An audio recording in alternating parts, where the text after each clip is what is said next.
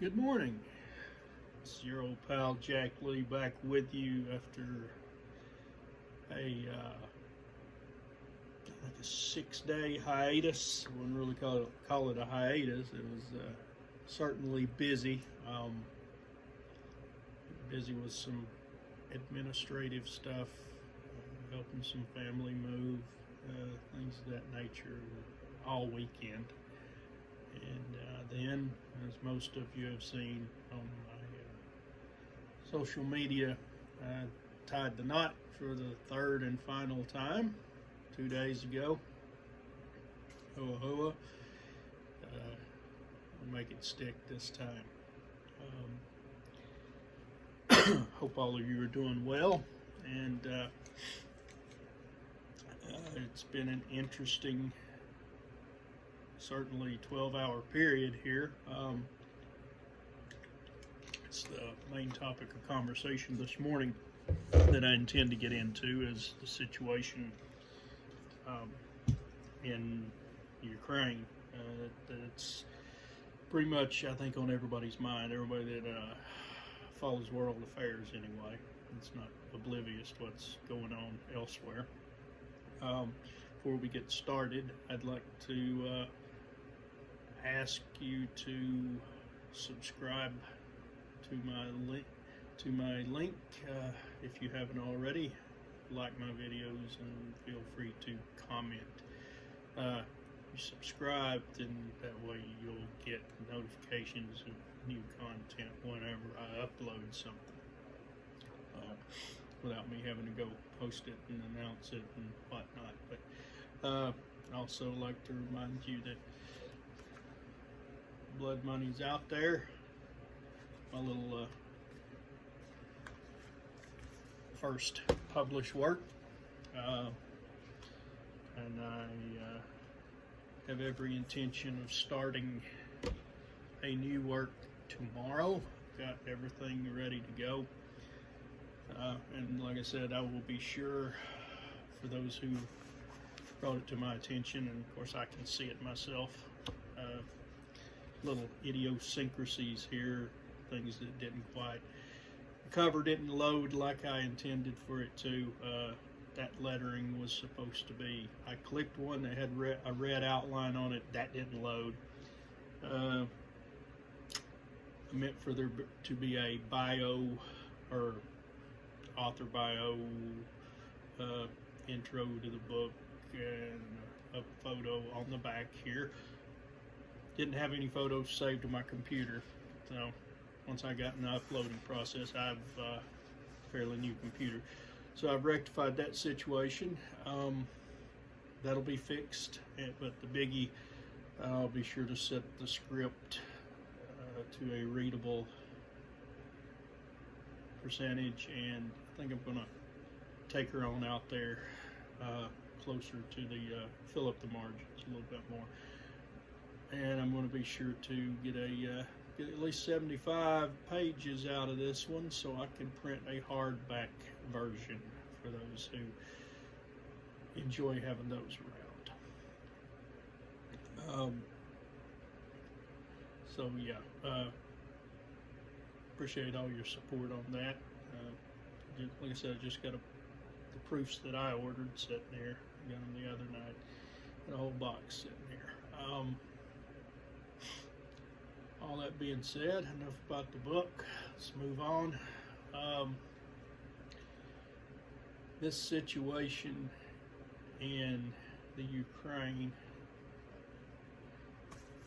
the way I view it, and I know there's different trains of thought, the veteran community seems to be, it's not very unified. There's a lot of differing opinions. Well, there's two camps basically out there.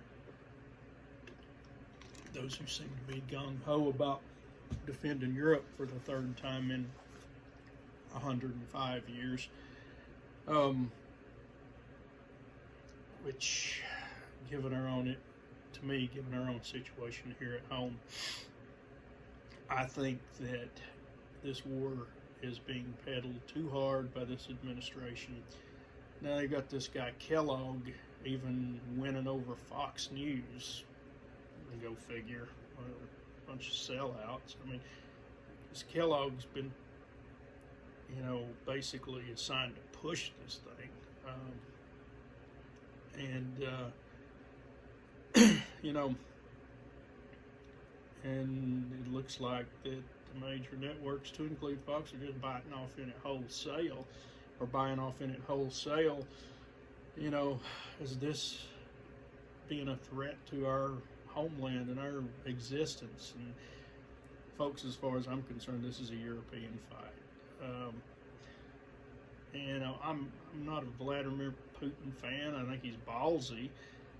But here's the deal. They keep pushing this, talking about Ukraine being a democracy, and we've got to come to the aid of another fledgling democracy in Eastern Europe, a potential NATO member.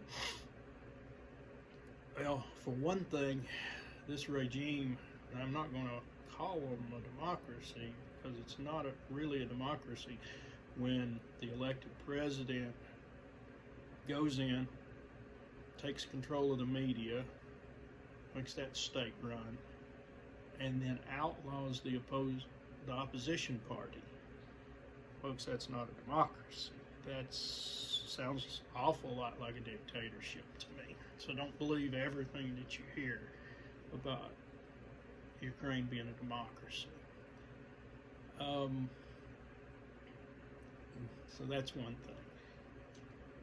But they're selling this thing much, to me, it's very reminiscent to me of what went on in 2003, with calling Russia a rogue state and being out of control. Man, this sounds awful familiar to me.